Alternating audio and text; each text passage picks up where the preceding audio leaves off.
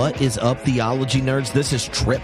And today on the podcast, you're going to get to hear from the one and the only Rabbi Brad Artson. Prepare yourself. In this episode, his return to homebrewed Christianity is a selection from the most recent pop-up class that was facilitated by this wonderful podcast with my friends Science Mike and Mike Morrell. It was the Cosmic Campfire online book group, and we're releasing this because we're wanting to lure you to Chapel Hill, North Carolina, February 1st and 2nd for the Cosmic Campfire event.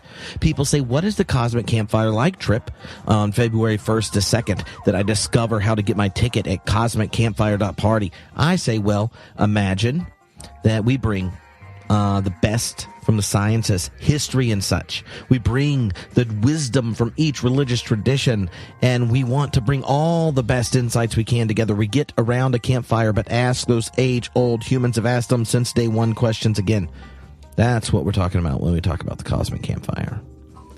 And we had a book group where we interacted with spiritual memoirs of people from all over the religious spectrum, you could say.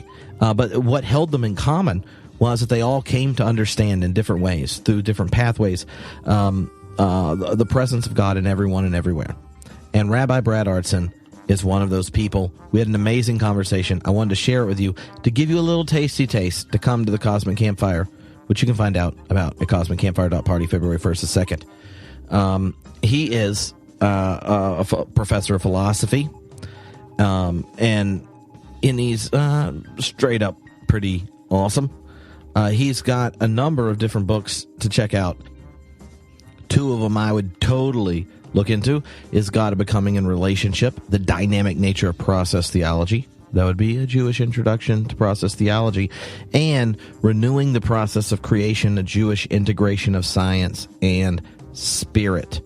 Both of them are excellent texts. And the cool thing is, as someone like myself who loves some Alfred North Whitehead and process theology, it's really cool to see the contrast between how process philosophy is used to understand, interpret, bring to light the Jewish tradition versus the Christian tradition. It really brings out some unique particularities of both.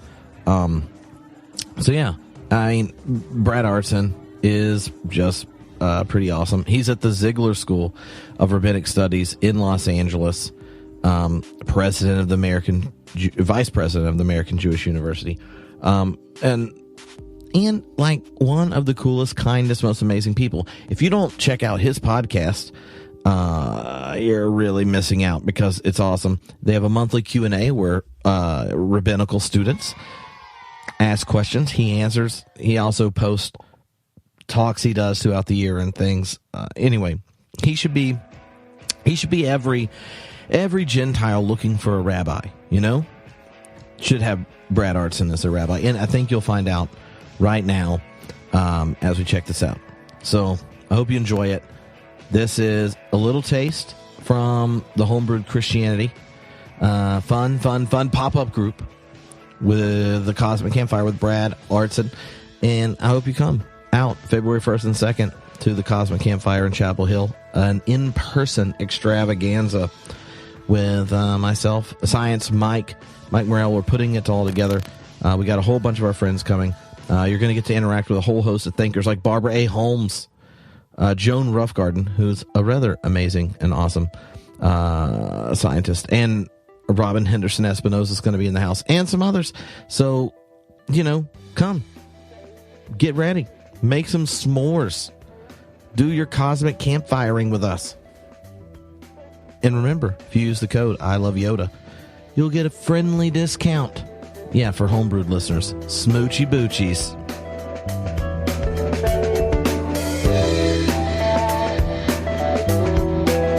Well, hello, everybody. This is Trip. And today, live in the Cosmic Campfire, is the one and only Rabbi Brad Artson. I'm a podrissioner. I don't know if that's what it goes by, but I'm every time there's a monthly Q&A on your podcast, it comes out anytime I get to read a book or hear from you. Super pumped and very excited that you're here today. Wonderful. Well, I'm delighted to be here with you too, and happy to greet everybody who's watching and listening. Yeah, so I think one of the ways to start this off, because most of us have been engaging the book and listening to each different person across religious traditions talk about their own journey to finding God in everyone and everywhere. I would love to begin with for you to reflect on a moment or two in that process that you think has in writing it out, in thinking through it, in retelling it, that you discovered something new again about that journey you're on. Well, look, for me, having been raised an atheist in San Francisco, religion wasn't second nature for me.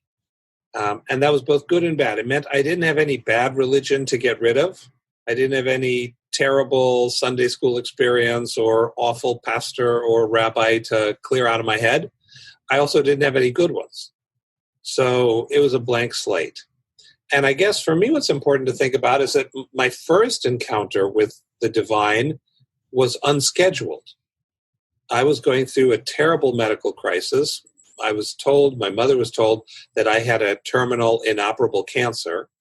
And in the middle of that 2-hour, very painful exploratory interview by the doctor, in which I was strapped to a really painful seat and mortified as a teenage boy, I had a vision, a literal vision of the children of Israel crossing across the dry land to freedom with God at the head.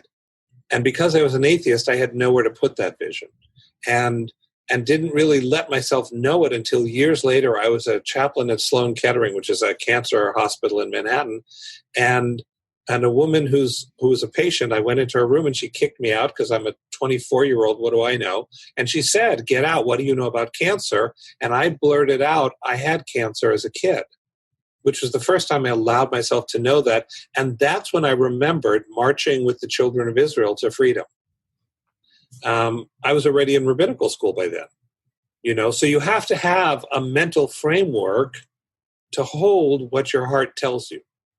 And so for me, before the ideology came, was already a conviction that was based on experience and relationship. Mm-hmm. And then the second version of that, the second time of that, is my son Jacob was diagnosed with autism, and his autism is pretty severe. And I was wrestling with that by doing intellectual work, by getting a doctorate. And that's when I discovered process theology. I discovered a book on panentheism, and there was a chapter in that book on process panentheism. And I felt like these guys had stolen all my lines, all the stuff I had come up with, and realizing that there was a way to understand God at work in the universe that didn't turn my son or myself into victims or into sinners, and didn't make God into a bully or a dictator. That for me was another moment of deep homecoming. And the rest has been just a playing out of that. Mm-hmm.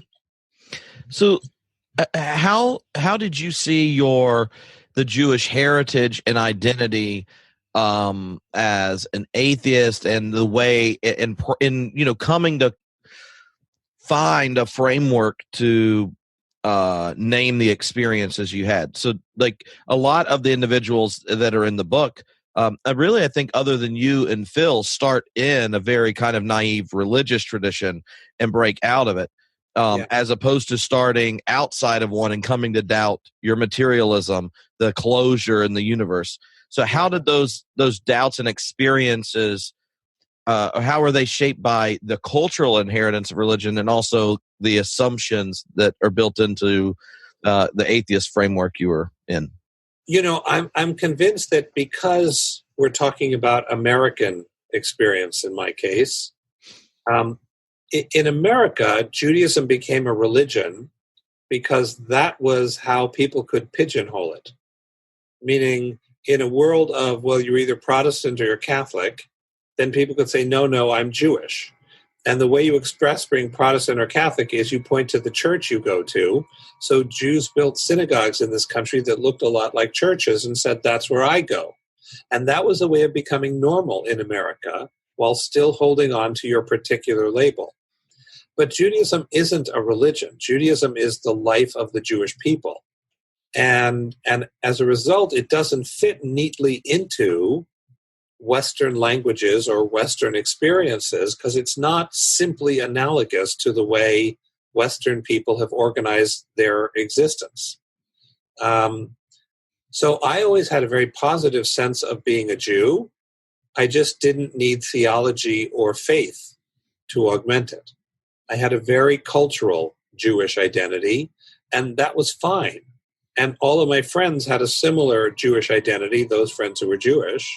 And it didn't interfere with our having close non-Jewish friends and being part of a broader culture.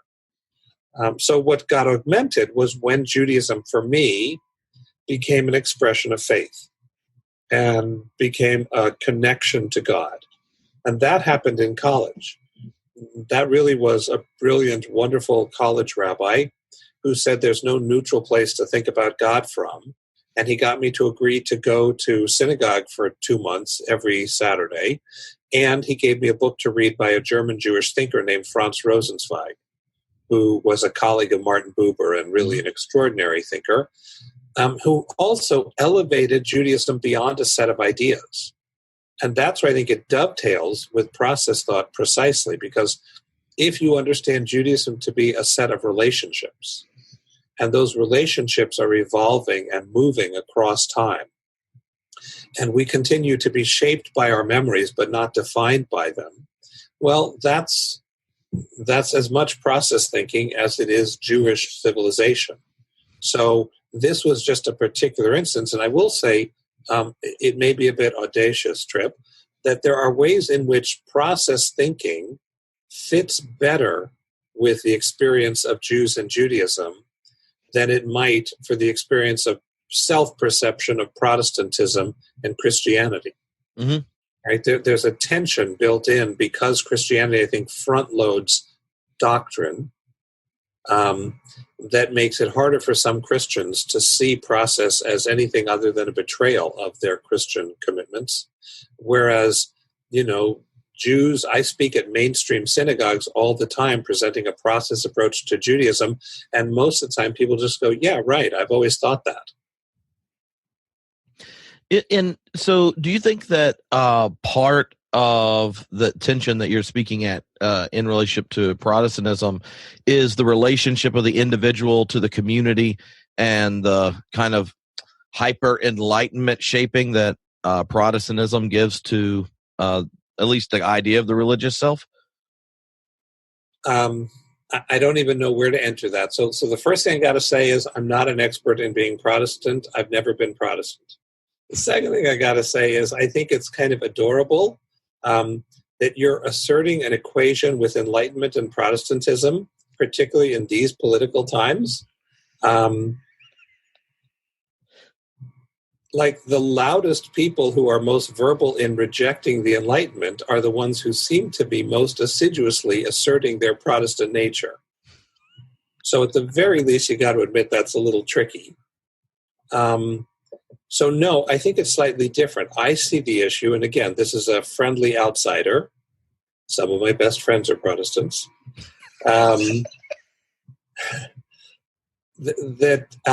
What Protestantism looks like it highlights is you are Protestant by virtue of your faith. And there isn't a residual of other ways of being Protestant. Right? So a Protestant who no longer believes or participates in the religion would maybe say, well, I come from Protestants, but wouldn't define them. So, you're not a Baptist if you're not a Baptist. But you're a Jew, even if you no longer practice and no longer affiliate. Like it's a very different nature of identity. And I'm not saying one is better than the other or right or wrong, but Protestantism, by virtue of putting all of its eggs in the faith basket, in the can you say this credo and mean it? We rabbis across the ages have tried to come up with credos. They never get accepted. So you can't boil down Judaism to a set of beliefs. Mm-hmm. And that, I think, is the big difference. Well, so when you're introducing a process thought in a synagogue and introducing it beginning with the Jewish scriptures, what are some of the texts and places you go where the relational vision of process thought and panentheism kind of pops for the community you're talking to? Well, I often start backwards. I often start tactically with philosophy. So I talk to them about God being omnipotent, omniscient, omnibenevolent, and how God can only be 2 out of 3. And American Jews, mostly because they don't have a lot of theological reflection under their belt, they just assume that to believe in God means to believe in the all-powerful, all-knowing, et cetera, et cetera. And so I try to then break that apart by showing them logically that's problematic. And then I say to them, can anyone give me the Hebrew word for all-powerful? And the answer is there isn't one. Mm-hmm. Right? So I say, yeah, the Bible doesn't have a way of saying all-powerful because it's not a biblical idea. It's a Greek idea. And it's a bad Greek idea. Like, it was a good Greek idea at the time because it was very explanatory, but it's a bad Greek idea. It doesn't serve us anymore. Right? And a God who's all-knowing. There isn't a way to say that in biblical Hebrew or in Talmudic Aramaic either, because it's not a biblical idea. Right? And so once I get them permission to not have to hold on to all-powerful or all-knowing, truth is, most Jews are already there. They just thought they were cheating by not thinking that. Right? So I give them permission to admit what they really feel, what they really think, and then I will show them scriptural moments. So we'll talk about the opening paragraph of the book of Genesis, where it's clear that there's tohu vavohu, there's chaos when God begins creating. Mm-hmm. And what does that mean? Or we'll talk about the scripture that talks about God wandering through the garden in the heat of the day, calling out, Ayeka, where are you? And I'll say, that doesn't sound very omniscient to me, right? God being surprised that humanity is evil from its inception. And God, the language the Bible uses is repents of having created people. Well, that's not very all-knowing, and it's not very all-powerful. Like, why couldn't God just say a word or two and fix the system? But no.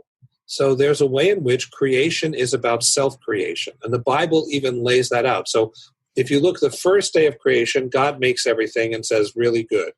The second day, God starts creating things leminehu, according to their own pattern. That is to say that what's being created has some measure of say on the actuality of creation. And that's process, right? It turns out, I think, that process does a better job of explaining the Bible. And then the other thing that it does a better job of explaining is in Jewish thought, Jewish law is determined not by the earliest sources, but by the latest. Mm-hmm. Right? So we have what in Catholicism would be the magisterium, this evolving interpretive tradition. Well, that makes no sense if you believe that Revelation was a punctuated event, true across time. Then there'd be no room for midrash, for the ongoing act of rabbinic commentary. The fact that the rabbis who brought us the Mishnah and the Talmud come up with this process of authoritatively interpreting Scripture, which includes yelling at each other and includes disagreeing with each other. The Mishnah says, Rabbi Akiva says this, Rabbi Meir says, no, it's that. A third rabbi says the following, and you never know who the law follows. And what a break to have a book that lists 4 opinions, lists them by name, and doesn't weigh in on who's right. Mm-hmm. That's to me breathtaking, but that's better explained by process. Yeah, I'm saying that it's not about does it correspond to an objective truth. The question is, does it work for the community? And if it does, then that's going to be our practice. And there are, in theory, other ways to organize practice or understand Scripture, and we're not following those other ways because they're wrong. We're following them because they're not ours. Mm-hmm. They don't work for us. That process explains way better than the theory that says some guy dropped a book on your head from the sky, right? Or I'll give you, for instance, I don't know if some of your listeners know this, is a wonderful rabbinic story about Abraham, in which they want to explain why he suddenly up and moves from Haran. And so they tell a story about how his father Terach owned an idol store. And Abraham, one day Terach goes to a meeting and he says, mind the store. And Abraham puts a big bowl of meat in front of the largest idol. And then he smashes all the little idols and he puts a hammer in the hand of the big idol. And when his father comes home and sees that all the merchandise has been ruined, he says, what happened? And Abraham says, well, I was trying to feed the idols and the big idol wanted all the food for himself, so he broke all the others. And the father says, you think I'm an idiot? Idols can't do that. Idols don't eat. And Abraham says, listen to yourself. Why are you worshiping them then? Now, first of all, it's a brilliant story. But what I can tell you about the guy who wrote that story was he could not possibly have thought that Genesis was literally revealed. Because you don't make up stories about real people. You make up stories about fictional characters, right? And that's not to say fictional as opposed to true. It's to say that truth, religious truth, comes to us through narrative. And the way you enter it is by adding narrative to it. Mm-hmm. But process explains that. Yeah. No, that actually connects to one of the questions someone sent in. And how, as a rabbi and as someone who spends their time training new rabbis, do you see passing on a kind of process rabbinic hermeneutics? What does it look like to when you see students or rabbis doing a good job leading a congregation and wrestling with Torah in a biblical way? What's that hermeneutic look like? Well, the founder of my denomination in America is a man named Solomon Schechter. And Schechter wrote an essay in 1912 or so, in which he argued that the remaining task of our branch of Judaism, conservative Judaism, was to articulate the theology by which it operates. And 100 years later, I believe that remains the task that is needed. And I think that process actually does that. I think that many conservative and Reform and Reconstructionist rabbis are de facto process people. They just haven't come up with an organized presentation of why they do what they do. So they walk around thinking they're cheating, and they think that they're inconsistent, and they think they're lazy, when in fact no one has laid out for them the system by which they're actually already operating. So I'm amazed at how many rabbis, when I give these talks, end up acting like all I did was I gave them back a lost object. Mm-hmm. Like really around the country, Jews say to me, I've always thought that. I didn't know I was allowed to. And so that's how it works out. It works out in the way we teach scripture and the way we talk about Jewish law being binding, but not literally binding in the sense that it's not an outside set of external commands. It's the way we mediate meaning. And that is, I think, completely compatible, and it teaches process even when people aren't having recourse to the rhetoric of process thought or to a self-conscious identity with process thinking. Mm-hmm. I mean, I've been teaching rabbis here for a long time, so it's no secret to them what's the theology I'm operating with. Yeah. Well, one of the things that makes me think of is a question someone sent in, and how do you understand a particular text in the Torah to have more authority than others, like Deuteronomy 6 or something like that? And I think it came up because there was a popular book among edgy evangelicals called the Jesus Creed, where the Jesus Creed was essentially Deuteronomy 6. There was like Jesus was acting out Deuteronomy 6, and if you want to be a good Gentile, you should too. So when the whole process of ongoing interpretation of the text, so that these texts become living and life-giving again, is there, how do you look at, say, something like Deuteronomy 6 to a call to slaughter the women and children of in a battle? Like, how do you arrange them hierarchically or assess them? Right. So look, the way I think that the way you're asking that question itself speaks to a different cultural approach. Mm-hmm. So I've talked to lots of my Christian friends who do exactly what you do. They try to come up with a hierarchy Jews don't so much do that because it's like which organ in your body is more important? How do you decide whether your heart or your brain matter more? I think Jews would end up saying, and I would, every verse in Torah is 100% divine and 100% human. What it means in terms of practice and thought, that's determined by the act of reading, right? And the reader and the text and the community all together create meaning. So one of the things that I think is fascinating is that at the very same time that Christendom was using those kill the Canaanites texts to re-invade with the Crusades, the rabbis in the same time period were saying those wars are off limit as a model for our current behavior. Right? So Jewish law isolates and quarantines Joshua's wars as being milchemet chovah, obligatory conquest. But there's no permission to engage in milchemet chovah anymore. Like they come up with requirements for it that one cannot fulfill.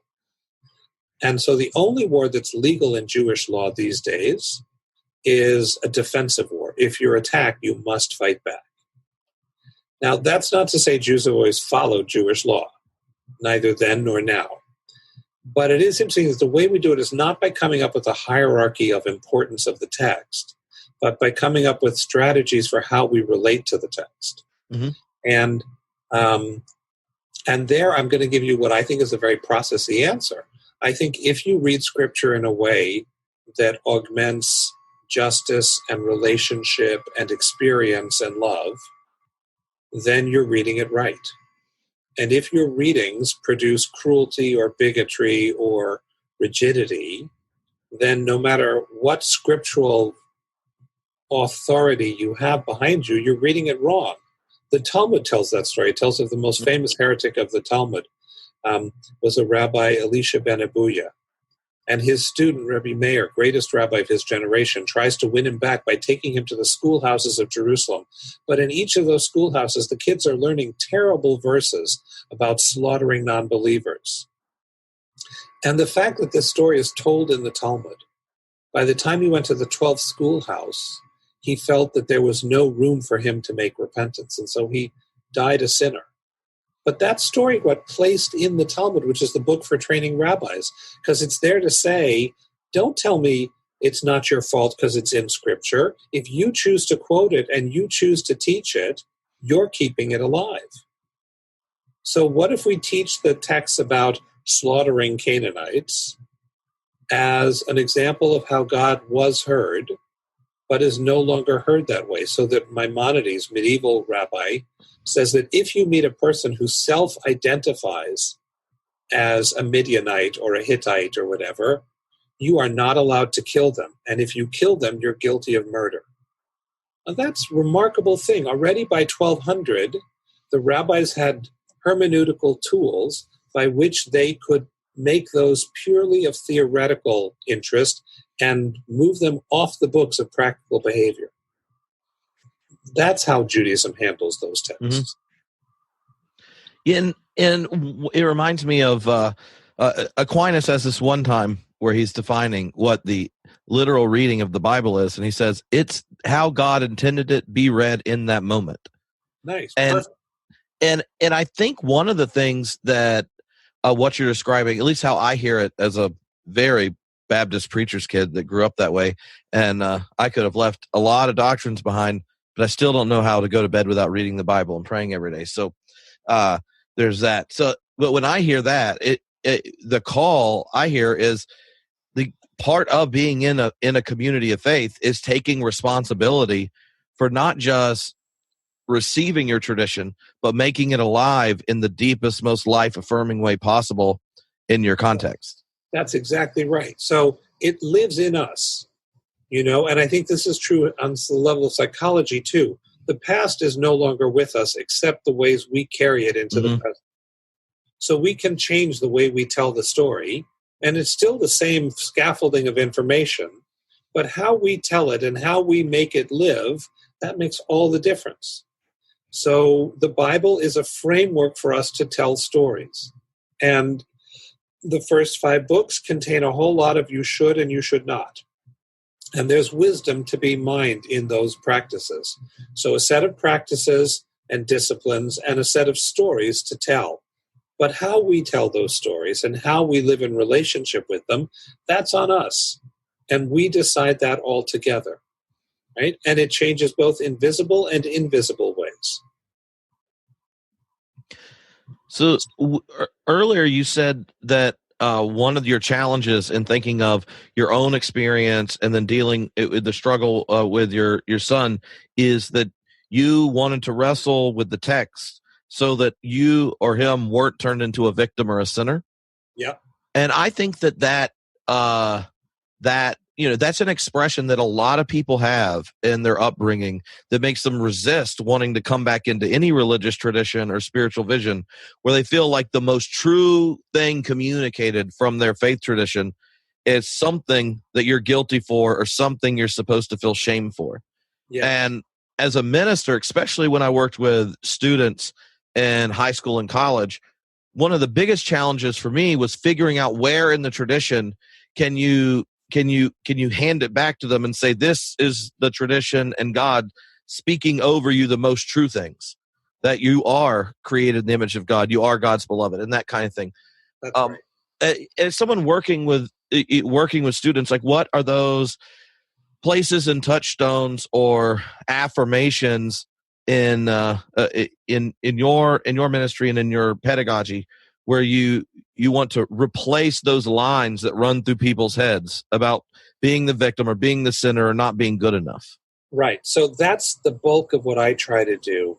I think that one of the benefits of not having grown up with organized religion was I didn't know I was supposed to feel bad all the time. Right. And so that's just never made sense to me.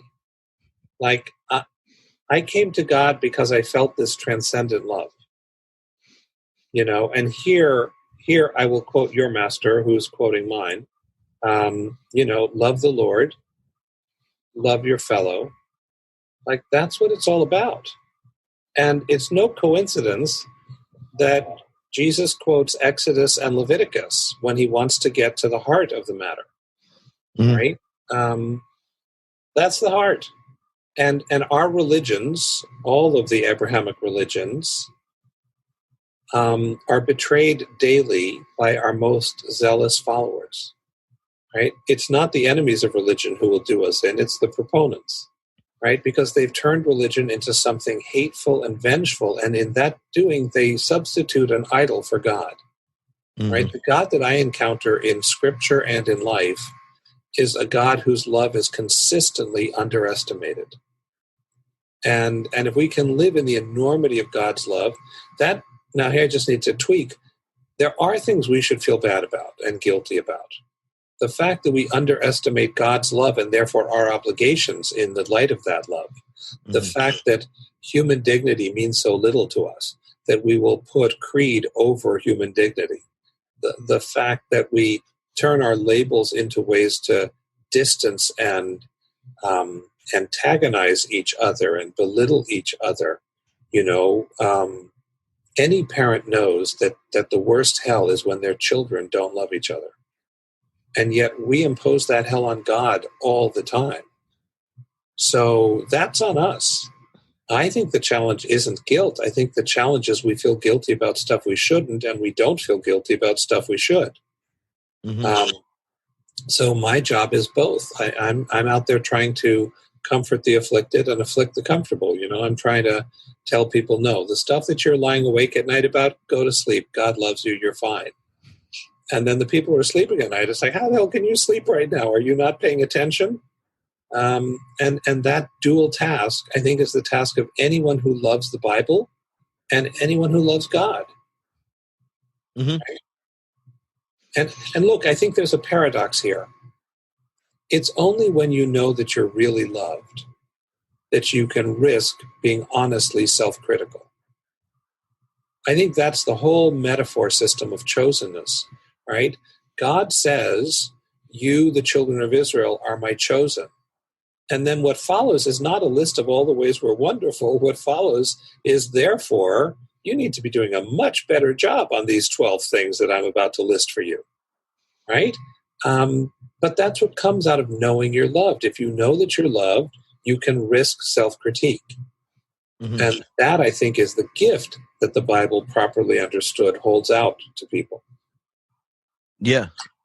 No, and I think you, especially those that are in helping professions, you can notice it when people have not internalized a very deep affirmation of just belonging, that just an offer to do something better or some a criticism meant to lift up, it gets experienced. It reminds them of that deficit of being.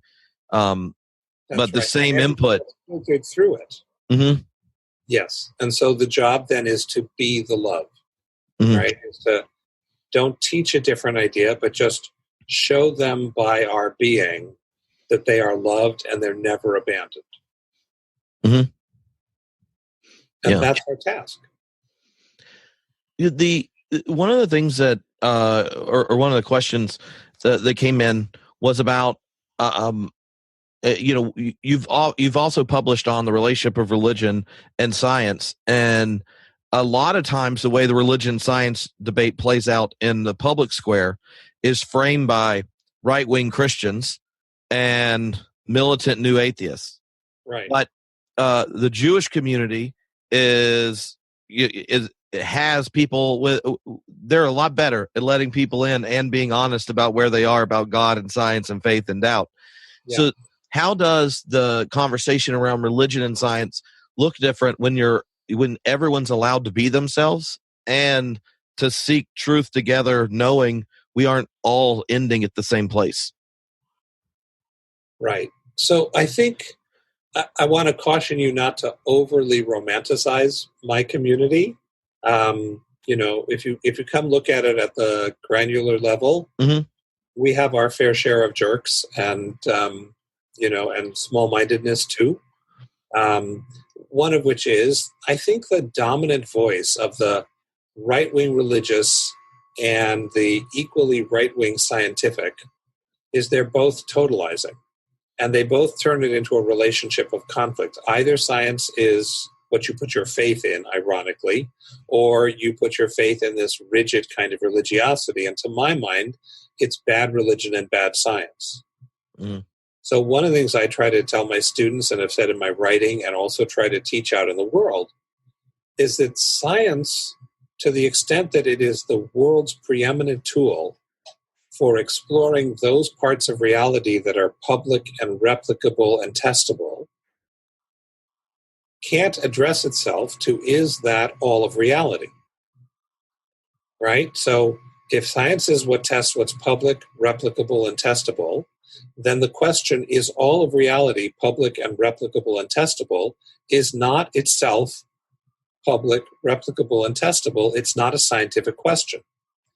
And the right response of a scientist is to say, well, I have an opinion about that, but it's not science. It's my opinion. Mm-hmm. And I think most of us have a common sense experience that there are aspects of reality that are private or that don't recur or that you can't come up with a test for.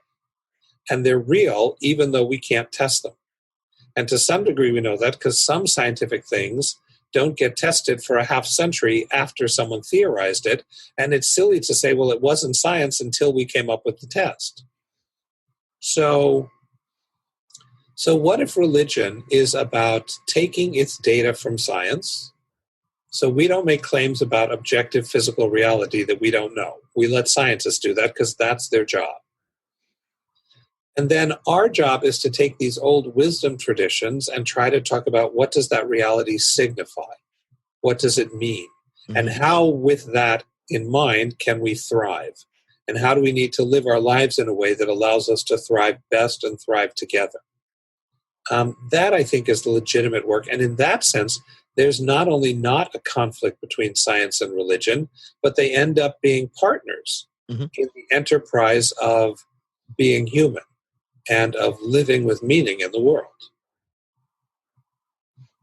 Yeah, and I wonder if there's a part in that kind of science and religion conversation where in the congregation you kind of use as an example to connect to your own process convictions? Like when you're describing the results of science, where is it that you kind of begin a conversation and describing a kind of panentheism that you're attached to?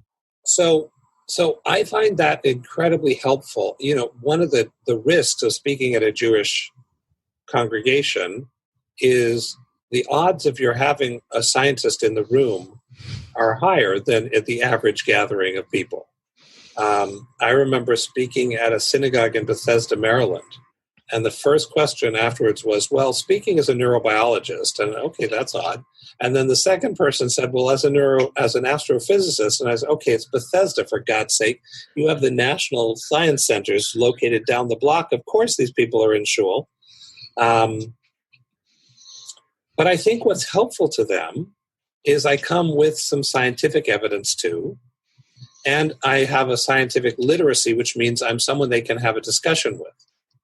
Like, I think all non-fundamentalist clergy have an obligation to be scientifically literate, because we discredit ourselves when we don't know what the universe is looking like based on the evidence. And fundamentalists can pretend that knowing Scripture covers it, but we can't even pretend that. So the fact that I have some science to talk about, for example, in talking about the brain-mind connection, I'll talk about a set of experiments that were done in Japan several years ago by a biologist who was studying slime mold. And the slime mold responded over a series of cooling down, heating up, cooling down, heating up. It expands when they're at room temperature. It shuts down when frozen. But the slime mold was able to anticipate the regular freezing of temperature so that they could contract even before the temperature had started to get cold. And in a human, you would call that anticipation. The challenge, of course, that slime mold doesn't have a brain and doesn't have neurology. But to then not use the word anticipation just because they don't have our biological structures, well, that kind of judges the conclusion before you've got the evidence in. The evidence seems to be there are ways that the universe mediates mindfulness that are not directly dependent on neurology or brains, which suggests that among those of us for whom neurology and brains are our primary mode of mediating mindfulness, there may be more to the story too. Yeah. So that's how I kind of push open the possibility that this isn't the superstition creeping back in through the back door, that this is, in a sense, trying very hard to approach the evidence in a non-dogmatic way and then following the evidence and saying, all right, the evidence suggests there might be some kind of added mindfulness that our theory doesn't make room for. And let's talk about that. And let's think about that. Let's think about how that fits our life experience, right? And that brings me to talking about intuition, or what Whitehead calls prehension, right? Then there's all kinds of ways to process that up. One of the conversations, and there are a couple questions around it, so I'll just throw a topic out and you can say whatever you want, were how in the book itself there's a number of different types of panentheisms. And some are shaped by the religious tradition you come out of, some are shaped by what it is that kind of sends you to return to God in different ways, and you have some that are very rich in deep mystical encounters. And panentheism, it comes out of it, to those that are, leading with the metaphysics and intellectual quest and, everything in between. As someone who works with, future rabbis, you're obviously going to meet students who in the Jewish tradition will be inclined to either side and such. So what's the mystical and spiritual tradition of Judaism that brings people into that panentheistic vision look and sound like? Well, Judaism has a rich mystical tradition called Kabbalah. And, interestingly, there was for many years in the medieval period a strong Christian Kabbalah as well, where Christians were studying Jewish mystical works and then seeing how they could apply that in a Christian context overtly as well. And Islam also has a beautiful, rich, mystical and intuitive tradition. Interestingly enough, I think the mystical traditions meet. There are ways in which a Kabbalist and a Buddhist and a Sufi and a mystical monk can not get tripped up by dogma the way their co-religionists who have stripped away the mysticism can.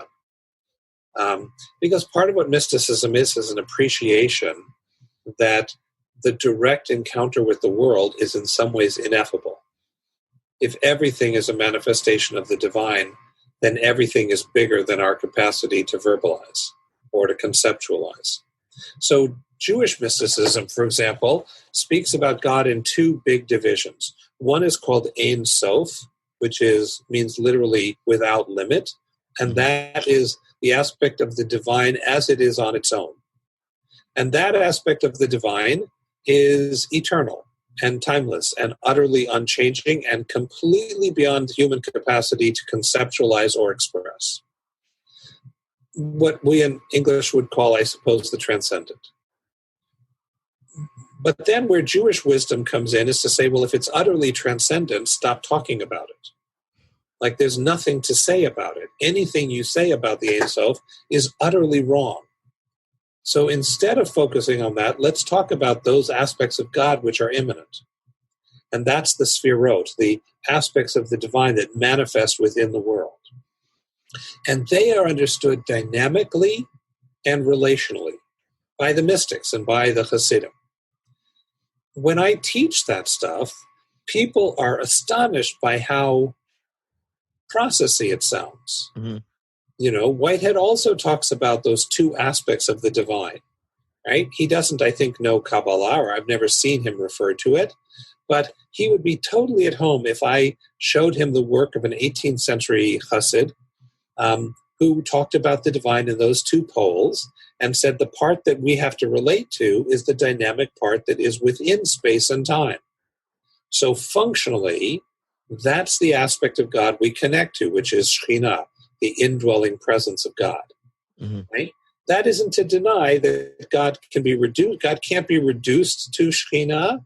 There is an aspect of God that is not indwelling, but you can't know anything about that aspect, and it's not indwelling, so stop talking about it. Right? That, I think, is a way to help open people again to how Judaism is so compatible at a deep, deep level with process and open ways of doing theology. So how would you describe your theology shaping the way you practice your faith as a parent, a partner, in prayer, in the home, and in your daily life?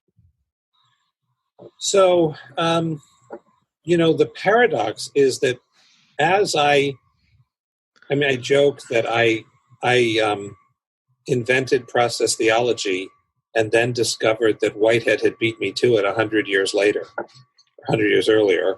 And in a sense, that is what happened. Like I invented something processy and then found there were people who were already doing the same kind of work, and an amazing fellowship of people who really took me in and were so warm and welcoming, and I'm eternally grateful to them.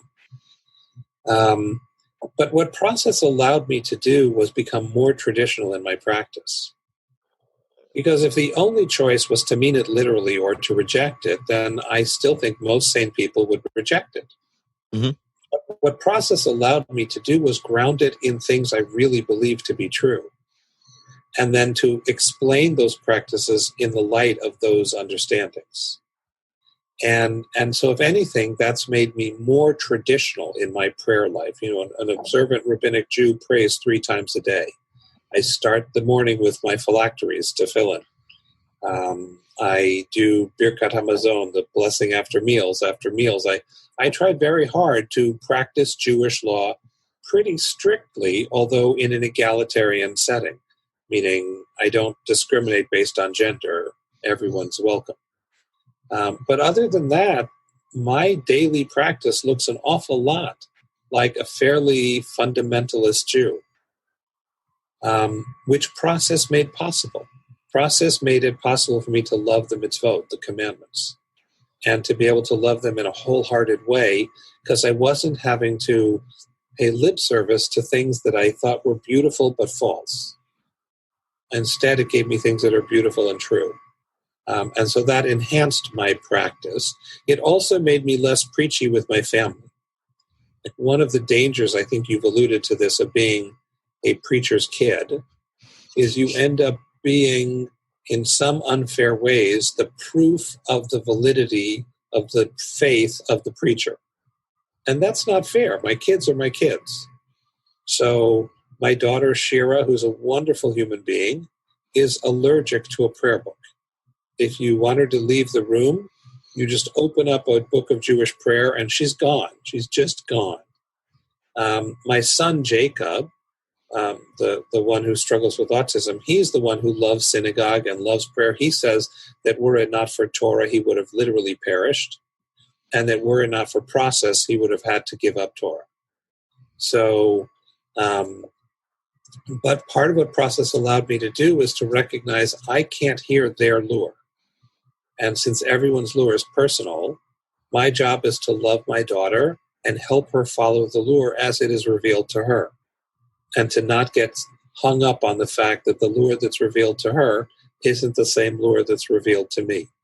So process has allowed me, I think, to be a better dad and a better husband.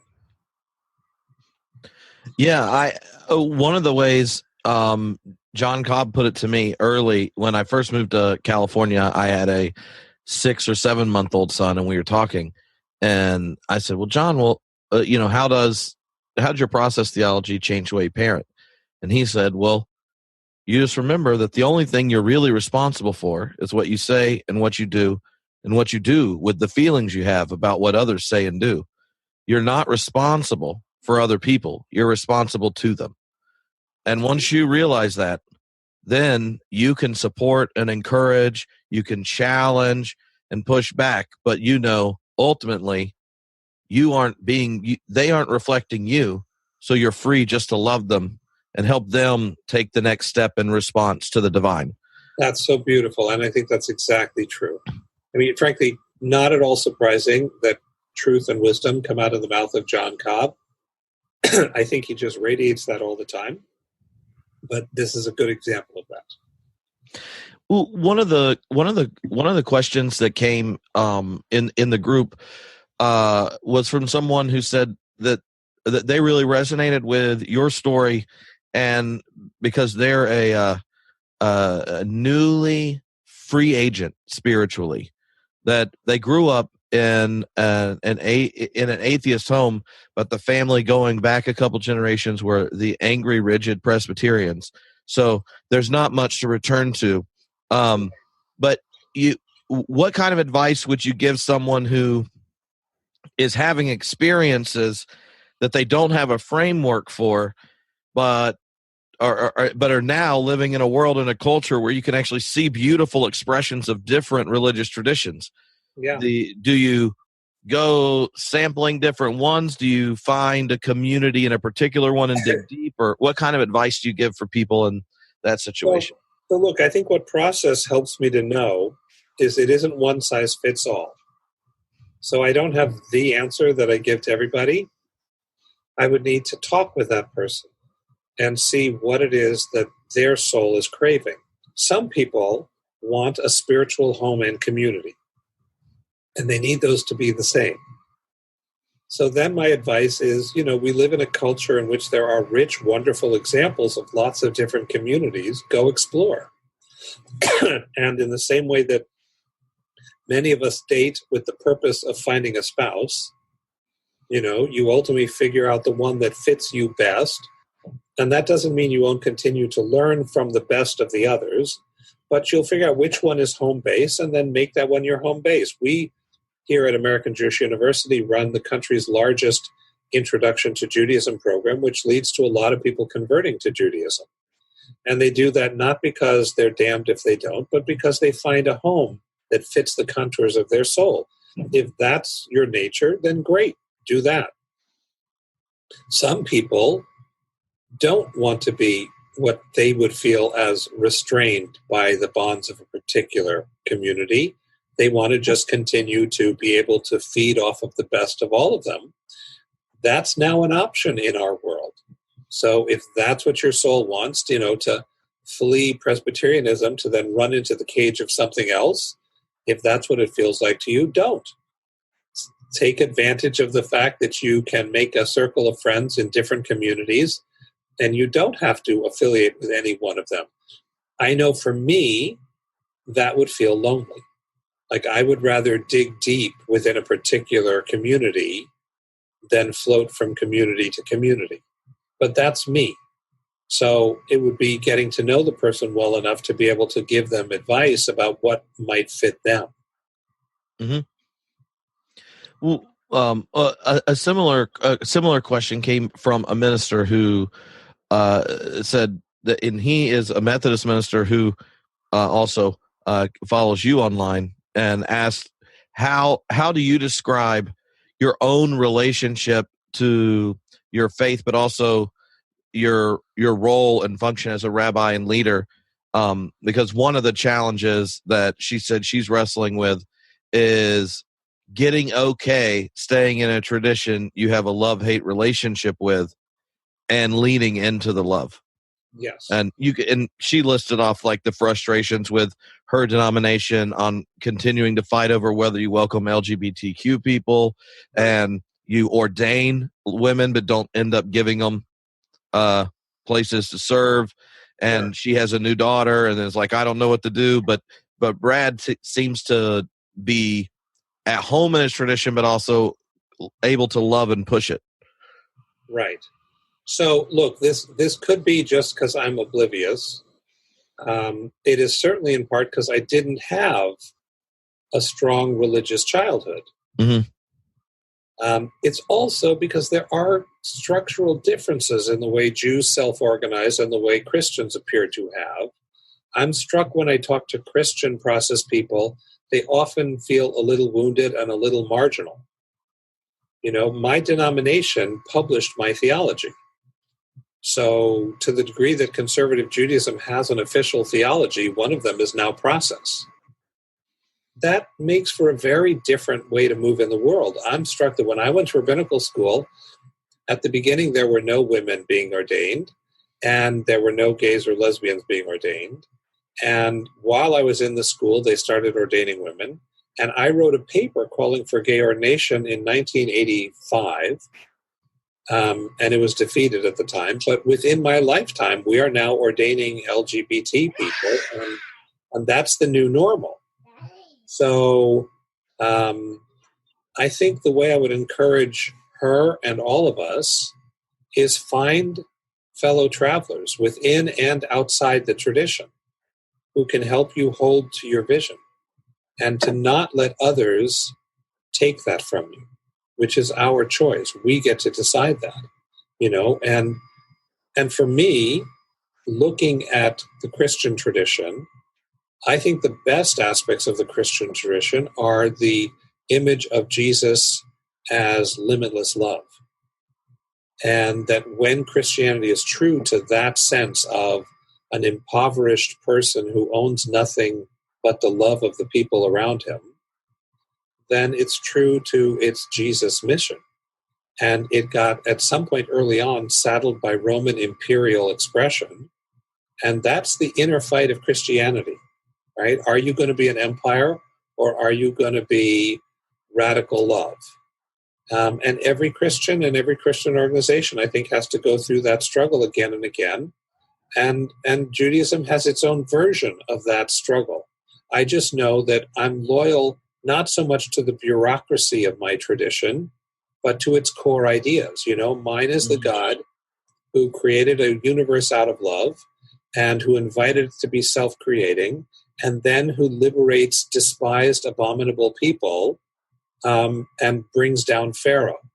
And so I think when Judaism is true to those two stories, it's at its best. And when it deviates from those stories into kind of a survivalist-based fear, then it's at its worst. So we all need to be part of helping each other be our best. Mm-hmm. Well, so the last question is one we've asked each of the people. It's like, what are three books you would recommend for people wanting to pursue more of the influences, ideas, and things that have shaped and inspired you? Wow. I honestly don't know that I can do this. I used to be on, Dennis Prager had a show called Religion on the Line. He'd have a minister, a priest, and a rabbi. And I was always envious of the fact that the minister and the priest could bring their whole library within the covers of one book. And I would joke that I would need a shopping cart, and even that would make me have to leave things out. So I don't know that I can do that. Can I cheat? Let me cheat. You can cheat. All right. So one of the books that I wrote is a book called God of Becoming and Relationship, and it's my introduction to process thought. There's a bibliography in that book. So if people read that book, they'll see the ways that process and Judaism are compatible and the ways that it might even help their own spiritual life. And then they can look at the bibliography for books that have influenced me. And then I'm going to close with two books that really influenced me, but you're not supposed to admit to in public. One is Ferdinand the Bull. Because that's my life story, right? A guy who isn't like all the other bulls and doesn't buck and snort and just wants to smell flowers under the tree, but gets dragged into the fight for reasons that have nothing to do with himself. And the ultimate triumph of people saying, no, this one is meant to be smelling flowers. Like, that book was a profound influence on me. And the other is Horton Hears a Who. Which teaches again and again, a person's a person, no matter how small. I think between those two insights, you have almost everything that Jewish tradition offers the world for the good. Mm-hmm. Well, thank you so much for joining us. It's always a blessing to get to hang out with you digitally. And I'm very excited that everyone in the group got to meet you in the digital approximation of your flesh. Thank you for including me in this, and thank you for all the light you bring into the world.